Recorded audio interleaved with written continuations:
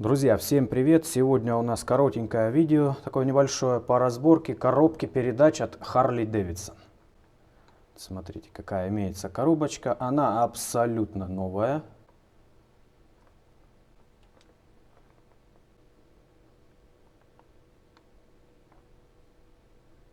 Не берусь сказать, с какого это конкретного мотоцикла, но такая коробка передач, она устанавливается отдельно.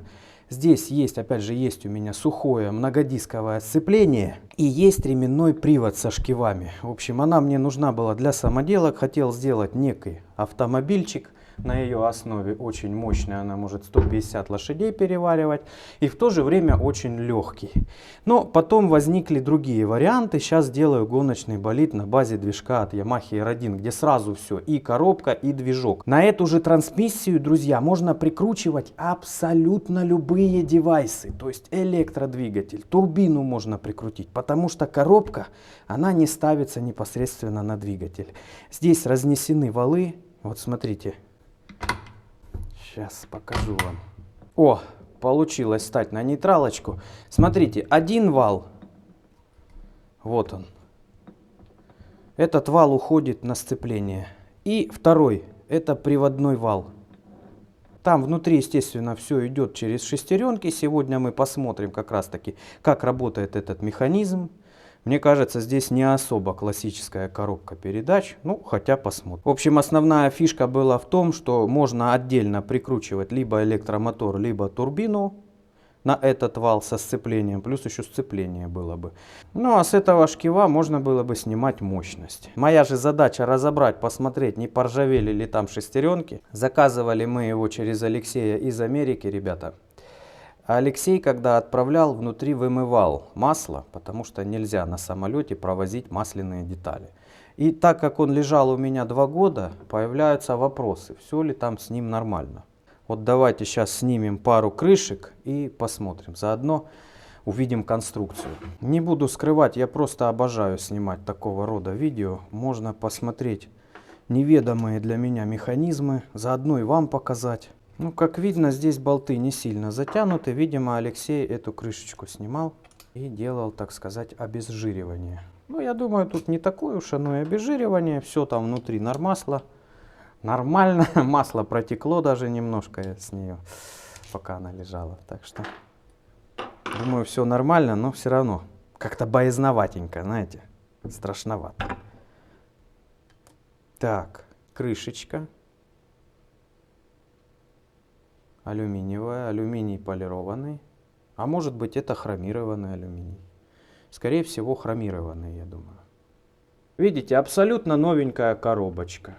И, естественно, можно будет замутить какой-нибудь интересный проектик. Кстати, ребята, я так и не придумал, а что б такого можно было бы замутить. Вещь хорошая и даже очень, но что с ней делать, пока не пойму. Так, здесь тоже не затянуты. Как же приятно навяк разбирать. Ух, ребята, вы не представляете.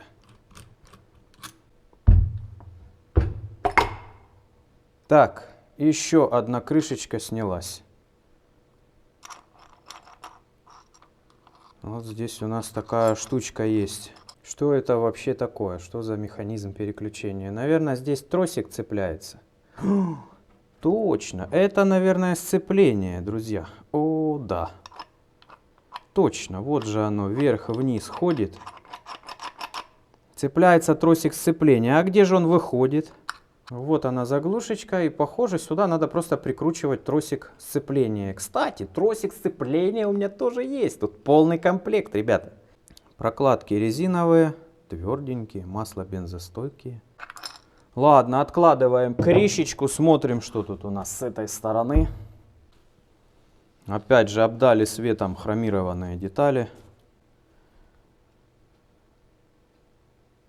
Шайбочки. О, опять же для сцепления втулочка. Где-то, получается, должен лежать длинный шток с шариком. Попробую заднюю часть, заднюю крышку открутить. Мне кажется, она так просто не выйдет. Ну, хотя бы попытаюсь это сделать. Основные гайки я откручивать не хочу. Кстати, эти болты на резьбовой герметик посажены. Крышку снять не смог. Пока снимал, тут все разбирал, даже забыл, зачем я это делал, друзья. Ну вот смотрите, шестереночки все нормальные, все там внутри в порядке. Никакой ржавчины, ничего нет. Все отлегло на душе, все хорошо. Дальше разбирать, наверное, не буду, потому что смысла нет, и так все понятно, и так все видно. Соберу обратно, пожалуй, потому что надо будет колотить как-то по вот этим хромированным деталям, как-то ковырять здесь все. Ну, не хочется этим заниматься, потому что я уже определился, что все здесь нормально. Да и вам будет прекрасно видно, как там все устроено. Значит, смотрите, вот это первая передача, ребята. Видно, что я даже притормаживаю этот шкив, он все равно вращается. Но вращается с меньшей скоростью, нежели вал. Так оно может быть не особо-то и видно, но поверьте, это так. Далее по классике мы щелкаем разок и попадаем на нейтралку. Вот я придерживаю шкив, он просто на всяких силах трения продолжает вращаться немножко. Вот, а так не вращается, видите, когда придерживаю. Далее должна быть вторая. Оп, все включилось. Вторая передача уже вращается немножко быстрее. Третья. Четвертая не включилась, по-моему. Или включилась. Во, да включилась. Четвертая. Пятая. Пятая включилась. Уже видно, что сильно быстрее шкив вращается, нежели вал. И шестая. Так, а шестая как-то тяжко вращается что-то. Что такое? Ага, не включилась. Вот и тяжко. Все, теперь вращается. Так, почему не включилась? Ну, видно, еще не приработано здесь все. Хотя вроде бы как обработка хорошая. ЧПУ, все гладенькое. Но вот почему-то попадает, видите, на нейтралочку. Я как-то считал, что в кулачковых коробках такого быть не должно, но это есть. Все. Включилась шестая передача. Отлично. Вот теперь вопрос, чем же ее законсервировать? Наверное, обычным каким-нибудь маслецом немножко залить. Главное, немножко. А может быть, лучше всего ничего тут не трогать. Маслица немножко есть. Просто взять, подсобрать ее и забрать домой. Пусть лежит дома эта коробочка. Итак, с коробкой разобрались. Ржавчины нет. Все прекрасно работает. Передачи понял, куда переключать, в какую сторону и как. Теперь я сейчас все подсоберу обратно, друзья, и все-таки поставлю сцепление, покажу вам, как это выглядит. Выглядит оно, я вам скажу, тут очень эпично. Начал компоновать детали на столе, и что вы думаете? Выяснилось, что не хватает одной очень, а может быть и не одной, ну прям одной очень важной детали не хватает. Вы видите здесь, вот есть такая сверху интересная деталь. Крышки-то я помню были. А вот эта штуковина отсутствует. И она должна быть гигантская. Она вот где-то здесь сверху крепится. Видимо, мы не смогли с Алексеем ее найти. Вот же, блин, вот это печаль. Придется ее либо изготавливать самому, либо искать где-то как-то. Есть еще надежда, что здесь другая комплектация. Но хотя это маловероятно.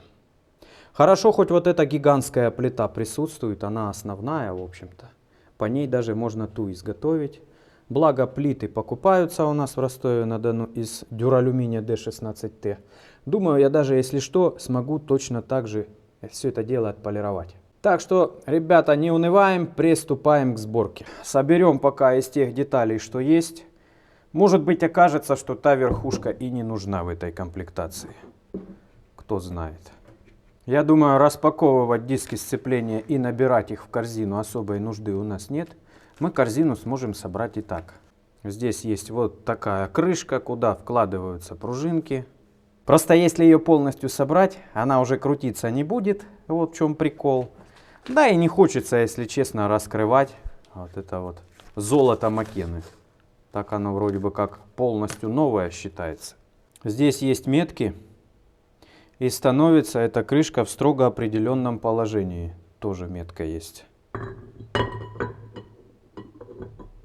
Иначе по отверстиям ровно не встает. Пружиночки. Есть вот такие интересные маленькие втулочки. Все с алюминия, что интересно. Хотя некоторые вещи мега тяжелые здесь. Железные. Ну и гаечки с контровками, которые я затягивать не буду, естественно. Так, немножечко прихватю. Давно, конечно, хотелось разобраться с конструкцией этого девайса. Но вот время пришло, друзья.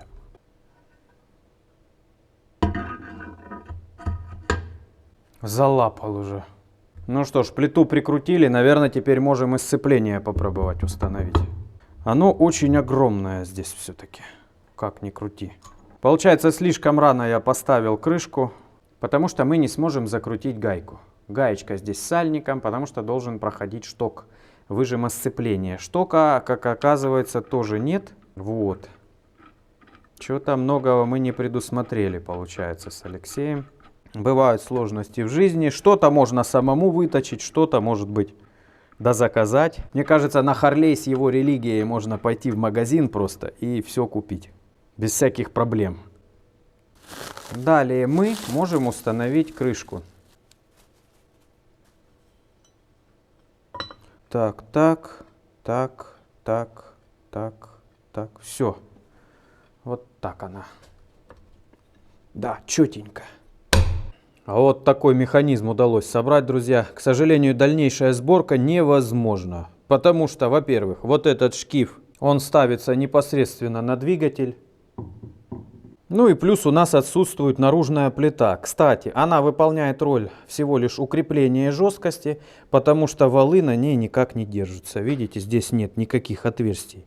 Ни под какие опоры подшипников, ни под чего.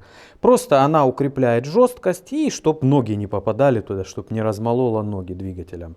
Ну а принцип действия всего этого механизма трансмиссии следующий. Вот где-то здесь находится V-образный двигатель дикой мощности, который через малый, но очень широкий 3-дюймовый шкив передает крутящий момент на более крупный шкив с помощью широкого ремня. Внутри большого шкива находится многодисковое сухое сцепление, которое удерживает крутящий момент и передает его на 6-ступенчатую секвентальную коробку передач. Обычную мотоциклетную КПП. Ну, кстати, не совсем обычную, потому что она устанавливается отдельно. Обычно оно все вместе с корпусом двигателя. А здесь вот такой мега-механизм. После чего мы с помощью КПП обрабатываем крутящий момент и передаем его на заднее колесо. Опять же с помощью ременной передачи. Сзади на колесе установлен огромный красивейший шкив из алюминия. Ну а его напарник спрятался где-то там глубоко внутри. С обратной стороны механизм выглядит вот так. Подключение двигателя. Здесь подключение стартера. Здесь шкив на колесо. Ну, а там внутри приводной шкив, опять же на колесо. Снизу его видно лучше. И лапка переключения скоростей. У меня на этом все. Кому было интересно, подписывайтесь на канал, поддержите лайком. Всем пока, до новых встреч!